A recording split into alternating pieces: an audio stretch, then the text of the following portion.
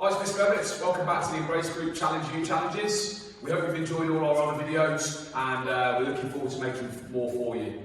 Please subscribe to our YouTube channel so that you get a notification that we've uploaded more videos and we can see who's watching. If you would like to send through any videos of you taking part in the activities, please email them through to info@theembracegroup.co.uk. We'd love to see how you're getting on. For today's session, we're going to use just some things to mark, okay? So I know we say this each week, use your imagination. You could use socks, shoes, anything that you don't mind standing on because you might be standing on it by accident. Nothing too valuable. We're going to put them on the floor and we're going to use them as markers. So we've got our bean bags today. We're going to be looking at something called SAQ. Okay, it's a lot of big words, but don't worry too much about them for now. But they stand for speed, agility and quickness. So it's about moving across the ground as quickly as you can, being able to change direction and being under control. So the first one we're going to look at today is going to be what we call the step over. So all I'm going to do is I'm going to use my red bean bag as a starter marker. I'm going to use my red bean bag as my finish marker. Remember, we're not going to be too close to anything that we can crash into. So we might be doing it outside in the garden, don't be too close to the fence or anything that you might be able to hurt yourself with. And if you're doing it indoors, be in an area where you can, so you're not going to bump into anything. If you need to shrink the area, not a problem, just use less equipment. So then what I'm going to do is I need something to step over or move over. I'm going to place down some bean bags that allow me to be able to comfortably move in between those areas, okay? So my feet can comfortably fit in there without standing on it because we might slip over if they're on a slippery floor. So we want you to use your imagination today and think about different ways that you might be able to move through or over our step over hurdles. Okay, so we might, for instance, want to start moving like a soldier. So we're going to pick our knees up and we're just going to move really sensibly and quietly over those without standing on them, turning around and coming back. Okay, just putting my feet, lifting my knees up in between each gap.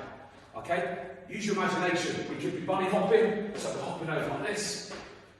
Okay, you could be on the move, really slow, big movements, whatever you want to be able to do to be able to move through those. So it's really up to you to think of a way to move through that. We could keep it really simple and we can just step over them as quickly as we can, but it'd be great to see you moving in different ways that will get you across that area. So the first challenge would be, we're going to move there and back 2 times. And you're going to do it as quickly as you can using the action you've said. So I'm going to go with bunny hops. So I'm going to bound in between the bean bags. There, that's 1, and back, that's 2, 3, and 4. Okay, so I'm going to start. You might have somebody timing you, you might try and count in your head. Okay, but it'd be brilliant if you could get a time, that would be your personal best. So I'm going to say, oh, Mark, let's go, and go. 1, that's 1, turn around. That's 2, 3, and the final 1, and I'm back for 4, and we'll stop the launch. Each time I'm under control, I can stick my landing, I'm not falling off all over the place. I'm not landing on the bean bags, and I've done 4. So we'll set a timer, how many can I do in that time? Again, like I said, you might want to do star jumps, marching, walking, use your imagination, get somebody else involved, see how many different ways you can come up and moving in our way across the hurdles.